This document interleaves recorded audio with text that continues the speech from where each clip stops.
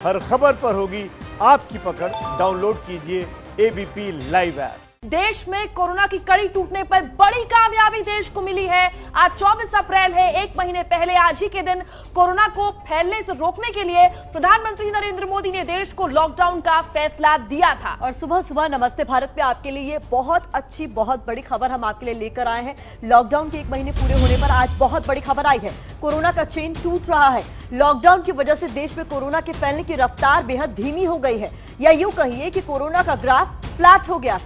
देखिए, यही कोशिश थी सरकार की, आम लोगों की। लॉकडाउन के पीछे एक वजह यह भी थी कि कोरोना के ग्राफ को फ्लैट कर दिया जाए। सरकार ने दावा किया है कि भारत कोरोना के फैलने की रफ्तार और डबलिंग रेट को कम कर चुका है।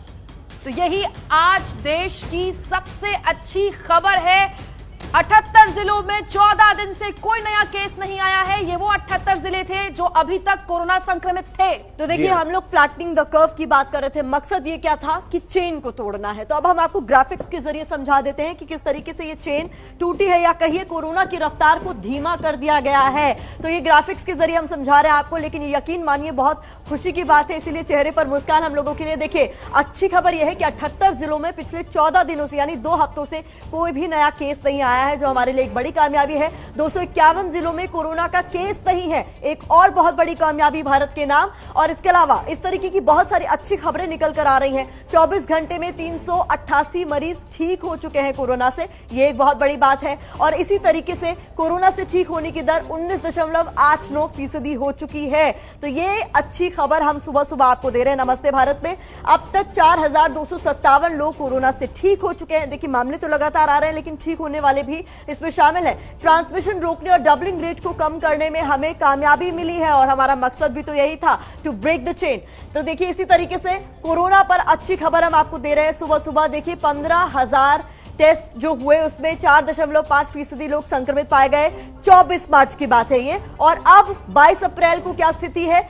5 लाख लोगों की जो टेस्ट किए गए उसमें 4.5%, मतलब आंकड़ा वही है, टेस्ट की संख्या बढ़ गई है। यानी ज्यादा लोगों की टेस्ट होने पर भी इतनी ही फीसदी लोग संक्रमित पाए गए। तो यानी कहीं ना कहीं लॉकडाउन का असर देखने को मिला है। और ये देखिए, 1 महीने के भीतर का गैप है, लेकिन उस गैप में हमने बहुत कह सकते हैं बहुत बड़ी कामयाबी हासिल की है। कुमकुम, बिल्कुल, बहुत अहम जानकारी आपने दी है। जो डबलिंग रेट था वो हमने थाम दिया है। देखिए, शुरुआत में जो डबलिंग रेट था वो 7.5 दिन का था, उसके बाद ये कम हुआ और 3.5 दिन और 4.5 दिन पर आ गया। अब जो डबलिंग रेट है वो धीरे धीरे बढ़ते हुए फिर 10, फिर 11 और आज 12 दिन में डबलिंग रेट है। तो ये बहुत बड़ी कामयाबी है। लॉकडाउन में हम आपने मिलकर कोरोना को लॉक करने का काम शुरू कर दिया है। चलिए, आपको हम दुनिया का अपडेट दे देते हैं। देश दुनिया में कोरोना का आंकड़ा क्या कहता है, किस तरह से किस देश में कितने मरीज हैं और हमारे देश में क्या हालात है। सबसे पहले देखिए, आपको दुनिया का हालचाल दिखा देते हैं। अमेरिका सबसे ज्यादा बुरे दौर से गुजर रहा है। 8,78,000 से ज्यादा मरीज अब तक सामने आ चुके हैं। 49,754 लोगों की मौत हो चुकी है। 50,000 का आंकड़ा छूने जा रहा है, मौत का आंकड़ा अमेरिका में। स्पेन में 2,13,024 मरीज सामने आए हैं और 22,157 लोगों की मौत हो चुकी है। इटली, बहुत ज्यादा मौतें यहां पर हुई हैं। 25,549 लोगों की मौत हो चुकी है। 1,89,973 मरीज अब तक सामने आए। फ्रांस में 1,58,183 मरीज सामने आए। 21,856 लोगों की मौत हो चुकी है। यहां पर भी बुरी तरह कहर बरपा रहा है कोरोना। जर्मनी देखिए, 1,53,129 मरीज हैं, लेकिन मौत का आंकड़ा